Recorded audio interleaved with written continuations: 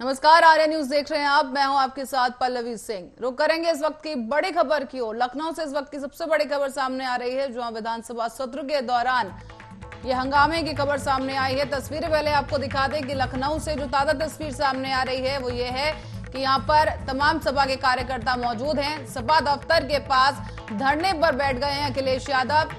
और आपको बता दें कि पैदल मार्च निकालना था आज और विधायकों के साथ अब धरने पर बैठ गए हैं अखिलेश यादव। कहा जा रहा है कि पुलिस ने पैदल मार्च निकालने से उन्हें रोक दिया है। सपा दफ्तर के पास बैरिकेडिंग की गई और जिसके बाद अखिलेश यादव के काफिले को रोक दिया गया और सपा दफ्तर के पास तमाम बैरिकेडिंग लगाकर सपा के तमाम कार्यकर्ताओं को रोक दिया गया है, जिसके खिलाफ समाजवादी पार्टी के अध्यक्ष अखिलेश यादव धरने पर बैठ गए हैं। विधानसभा की ओर पैदल मार्च के लिए जा रहे थे सपा के तमाम कार्यकर्ता।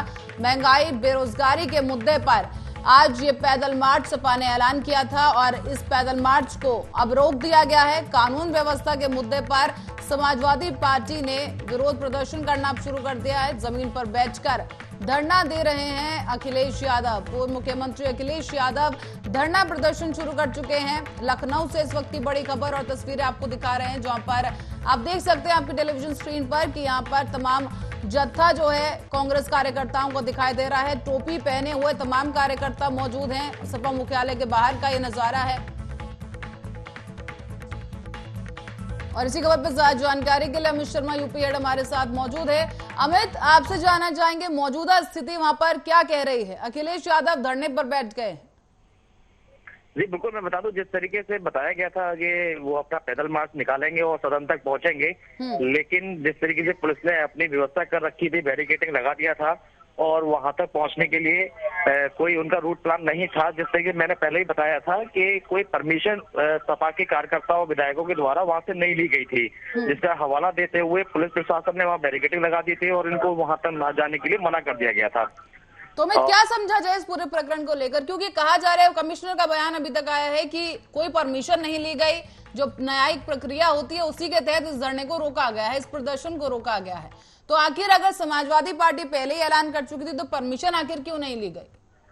जी बिल्कुल, वही चीज जो पहले जैसे मैं बताया कि जैसा कि उन्होंने पहले ऐलान कर दिया था लेकिन परमिशन नहीं ली गई थी, वही हवाला उनका दिया गया है कि लेके सारे पार्टी का यही कहना है कि सदन में हम विधायकों का जाना था तो हम पैदल मार्च निकाल रहे थे केवल जनता को ये बताने के लिए कि सत्ता में पक्ष में जो लोग बैठे हुए हैं वो सत्ता को किस तरीके से चला रहे हैं, सत्ता में बैठे हुए लोगों के द्वारा जनता के साथ क्या क्या व्यवहार किया जा रहा है, वो दिखाने के लिए केवल पैदल मार्च के जरिए ये दिखाना चाह रहे थे, तख्ती बैनर लगाकर कि जनता के साथ क्या क्या हो रहा है ये दिखाने के लिए ये हमारा केवल एक पैदल मार्च था। लेकिन वहां कोई परमिशन की हमें कोई आवश्यकता नहीं थी, लेकिन वो उसके लिए परमिशन लेना था। पुलिस फोर्स का ये कहना था, कमिश्नर का जो बयान जो सामने आया ये एक जुलूस था और जुलूस के लिए परमिशन होना वो जरूरी था, क्योंकि उस मार्ग पर राजभवन भी है और कई स्कूल और कॉलेज भी हैं।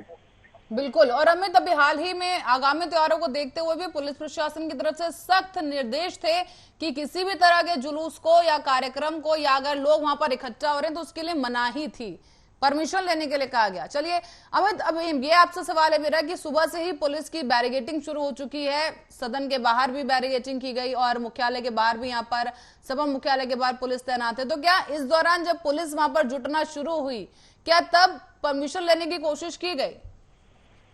नहीं, बिल्कुल, जब ये लगातार वहां से चलते रहे और जहाँ तक बल प्रयोग करके पुलिस ने उनको रोकने की कोशिश की, जहाँ तक चलते गए इजीली जैसा कि पहुंचे वहां तक पहुंच गए और जहाँ पुलिस ने बल प्रयोग करके इनको रोका वहीं पर ये धरने पर बैठ गए और ज्यादा देर धरने पर ना बैठकर धरने पर थोड़ी देर बैठे, बैठने के बाद इन्होंने अपना धरना समाप्त कर दिया और पूर्व मुख्यमंत्री कुछ देर धरने पर बैठे, साथ में सभी सांसद विधायक कार्यकर्ता धरने पर बैठे और कुछ देर बैठने के बाद में वहाँ मीडिया से रूबरू होने के बाद में अब वो वापस अपने सपा कार्यालय पर पहुंच गए हैं।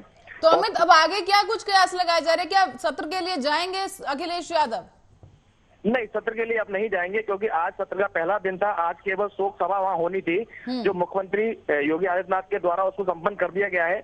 अब वहाँ नहीं जाना है। आज केवल वहाँ शोक सभा का कार्यक्रम था जो वहाँ मतलब पूरा हो चुका है।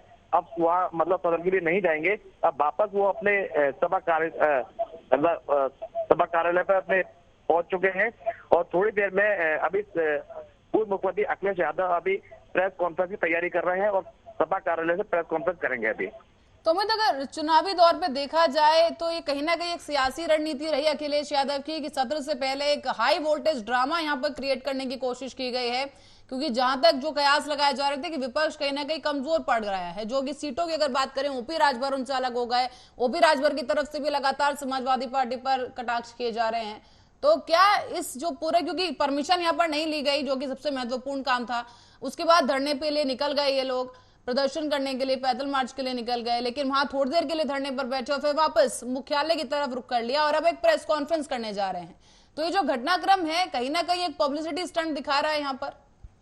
जी बिल्कुल, लगातार जिस तरीके से योगी 2.0 की जिस तरीके से सरकार बनी है, उसके बाद से लगातार समाजवादी पार्टी हमलावर होती दिखाई दे रही है। किसी न किसी मुद्दे पर लगातार योगी सरकार को बार बार घेरने की कोशिश करती है, कभी महंगाई के मुद्दे पर, कभी बेरोजगारी के मुद्दे पर।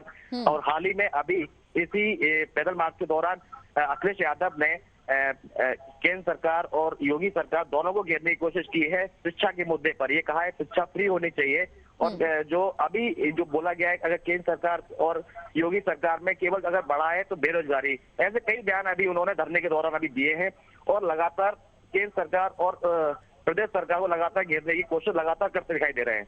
तो अमित, अंदर से खबर क्या निकल के आई, क्या आगे जैसे, क्योंकि सत्र काफी दिनों तक चलने वाला है, 22 सितंबर तक शायद सत्र रहेगा, तो क्या समाजवादी पार्टी को हम देख पाएंगे संसद के अंदर चर्चा करते हुए? जी बिल्कुल, साफ तौर से अखिलेश यादव ने इस बात से बिल्कुल साफ तौर से बोला है कि अभी हम रणनीति तैयार करेंगे और इस सत्र में हम बिल्कुल इस तरीके से जो समाज के अंदर जो सरकार द्वारा जो नीति चल रही है उन नीतियों का जो विरोध करेंगे और अपनी रणनीति के साथ भी सदन के अंदर अपने हम जो विचार है अपने पेश करेंगे और विरोध करेंगे सदन के अंदर, साफ तौर से अखिलेश यादव ने बोला है। तो अमित, जैसे कि आपने कहा कि धरना समाप्त कर दिया गया है, तो अब वहां पर क्या मौजूदा स्थिति है? क्या बैरिकेड हटा दिया गया है पुलिस के द्वारा, सभी कार्यकर्ता वापस मुख्यालय चले गए हैं या फिर अभी भी कुछ लोग हैं वहां पर? जी बिल्कुल, अब तो रोड बिल्कुल सामान्य कर दिया गया है, आवागमन चालू हो गया है और सभी लोग अपने मतलब पार्टी मुख्यालय पहुंच गए। अखिलेश यादव अभी उस समय में अभी प्रेस कॉन्फ्रेंस आयोजित करेंगे, वहां अपनी आगे की रणनीति के लिए बताएंगे।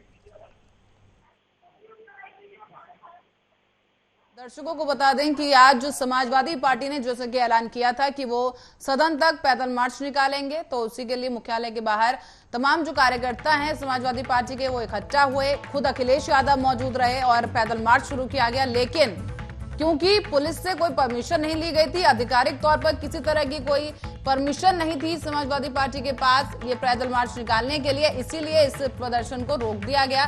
पुलिस शुरू से ही यानी कि सुबह से ही बैरिकेड्स लगाकर सुरक्षा के लिहाज से तैयार रही। मुख्यालय के बाहर भी बैरिकेड्स लगाए गए और विधानसभा सत्र शुरू होने से पहले ही सदन के बाहर भी बैरिकेडिंग की गई और इसीलिए अखिलेश यादव के काफिले को भी रोक दिया गया, जिसके बाद अखिलेश यादव धरने पर बैठ गए उसी जगह पर जहां उन्हें रोका गया। लेकिन बताया जा रहा है कि उन्होंने कुछ ही देर बाद अपना धरना समाप्त कर लिया गया है। हालांकि समाजवादी पार्टी की तरफ से कहा जा रहा है कि वो किसी तरह का प्रदर्शन नहीं करना चाहते थे, बल्कि हाथ में तख्ती लेकर वो पैदल ही सदन तक जाना चाह रहे थे और लोगों को ये दिखाना चाहते थे कि सरकार कहां पर चूक रही है और क्या कुछ कमियां हैं जिनसे लोग जूझ रहे हैं। लेकिन क्योंकि वही बात आ जाती है कि परमिशन नहीं ली गई, इसीलिए इस पैदल मार्च की इजाजत और अनुमति पुलिस की तरफ से भी नहीं दी गई है। और फिलहाल कुछ ही देर में अखिलेश यादव एक प्रेस कॉन्फ्रेंस करेंगे जहां पर वो मीडिया कर्मियों से बात करेंगे।